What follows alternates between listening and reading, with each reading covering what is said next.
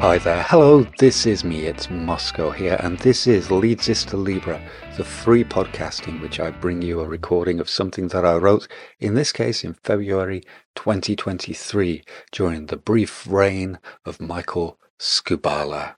If only we'd stuck with Scoobs, we could be celebrating with him this week upon the occasion of our promotion from League One to the Championship. Instead, Lincoln City are getting the benefit of his futsal coaching, which, when I was looking into his story when he took over at Leeds United, I was very excited to find a glowing reference for him on YouTube from none other than Mike Whitlow. And I've always thought since that if Scoobs is good enough for Wits, then he's good enough for me. He certainly seems to be good enough for Lincoln City, and I wanted to mark that promotion. And this report on his first game in temporary charge brings in a number of other current themes, because it's about playing at Old Trafford, which we're off to do on Monday, and it even mentions playing Deportivo La Coruña in 2001, which was 25 years ago last week, a game that you can go to Leedsista.com and read or listen to a podcast about right now. You can also find there a report on all the shenanigans that got us to Wembley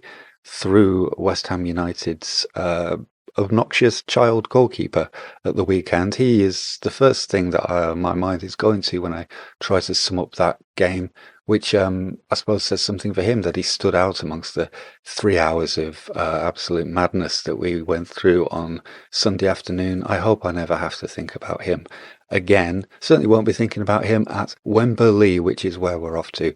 Also at Leedsista.com, the latest episode in my series writing about Leeds United players since 1992 from A to Z, after the glories of Darren Kenton and Darren O'Day, a player of slightly more significant stature in the history of Leeds United, David Batty, so significant in fact that it's a two-parter. The first part is on Leedsista.com now, so you can go and toddle off to have a look at that after you've listened to this about how Leeds United did at Old Trafford in 2023 with Scoobs and the gang. What were Leeds United close to at Old Trafford, and how close were they? Playing a game of football involves taking on the day's opponent, but also history. So here's what Leeds were up to, leading 2-0 at the start of the second half. 28th of February 1981 was the last time Leeds won a league game at Old Trafford, 1-0 thanks to Brian Flynn's goal. You have to go back to 9th of February 1974 for the last time the Peacocks led there by 2, Joe Jordan and Mick Jones scoring in a 2-0 win. The present situation didn't give Leeds much hope. The home team had won 13 in a row at Old Trafford. The away team had just sacked their manager, let their owner tweet about a replacement being sorted, and let themselves be owned on Twitter by West Bromwich Albion. And yet, adversity suits Leeds United. That win in 1974 was the last of a 29-game unbeaten sequence from the start of the season that ultimately sealed a second league title, Leeds United arguably at their best ever. But it followed a summer when manager Don Revie almost left in frustration to work at Everton after a season when Leeds finished only third in Division 1, lost the FA Cup final to second division Sunderland, and were robbed in the European Cup Winners' Cup final by a referee who made sure AC Milan won. An ageing squad was being written off as finished. Instead, those players were putting on some of the best football of their lives, proving that whatever people said they were, that's what they were not.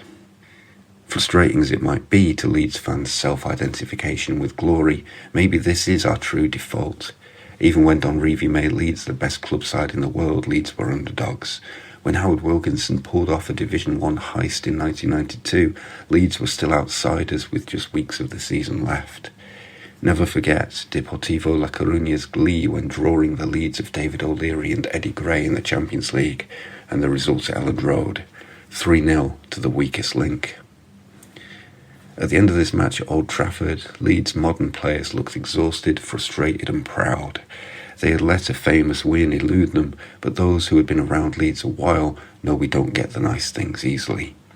They knew the value of what they had gained, a precious league point on a night when none were expected, renewed acquaintance with their real selves, and respect from their opponent that means anything could happen in the return game at Elland Road on Sunday. On Wednesday afternoon, it had felt like both games were only going one way. The players had also, whether they desired this or not, delivered a demolishing blow to Jesse Marsch's 11 months of work with them.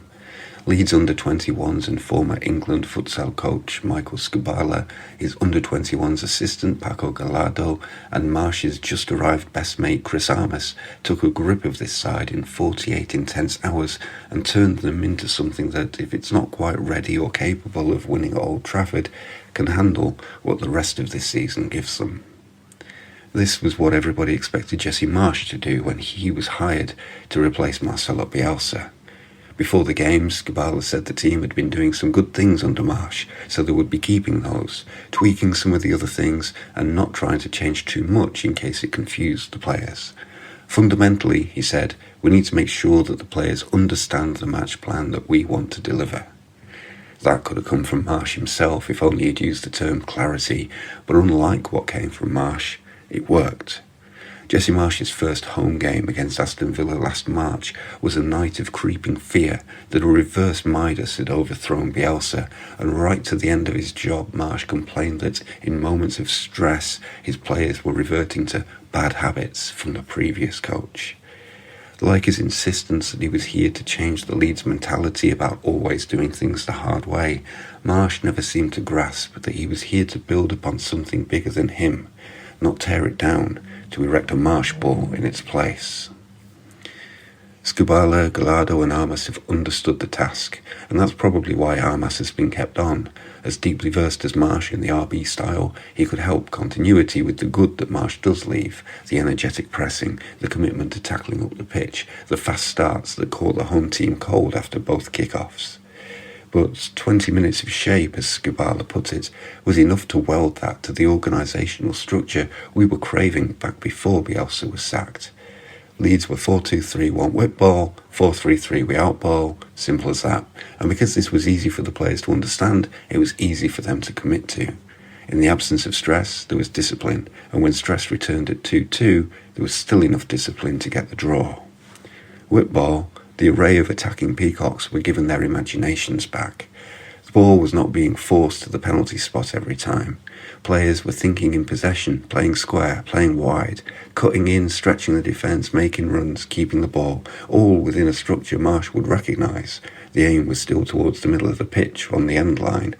But without the RB stopwatch dictating a shot in 8 seconds, frantic impotence was replaced with, well, 2 goals. And before the other team scored any, too, for the first time since visiting Southampton back in August. That Southampton game ended 2-2 as well, proving not everything has changed in Leeds since Sunday. We're still relying on Wolf Gnonto, but what a bundle of talent to rely on, so who cares? His opening goal after 55 seconds looked far too good to be scored by a Leeds United player of February 2023, but I hadn't seen the rest of the game yet. By the end it fitted in better. In the first minute, the way he received a 1-2 back from Pat Bamford, switched his speed down then up as he stroked the ball between defenders, and the early snapshot precision of his finish all looked imported from some other team, a really good one.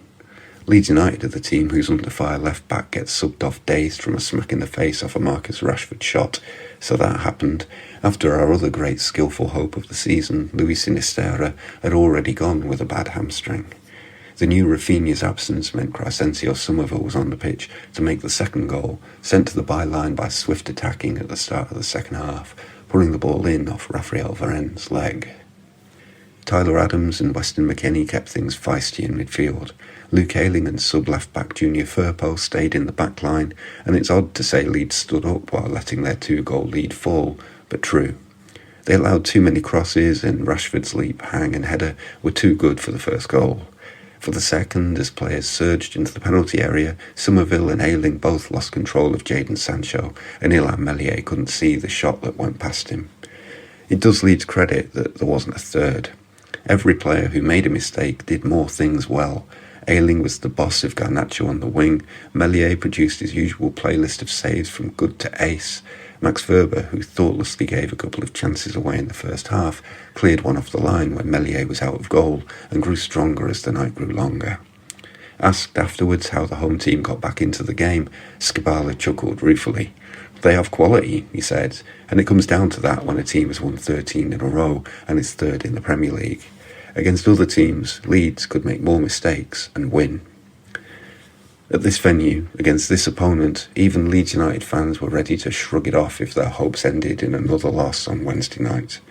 That's not defeatism, it's realism, accounting for history since 1974, modern economic power, and contemporary events. Those are things that Jesse Marsch, through 11 months of confident speaking, swore he would overcome. One point at Old Trafford made a point that he, and we, were wasting our time all that time, using the wrong tactics to fight the wrong battles. A key phrase of Angus Kinnear's programme notes introducing Jesse Marsch last year said Marsch was coming earlier than planned as part of the acceleration of the coaching transition post-Bielsa. Later than planned, Leeds might have finally made a start.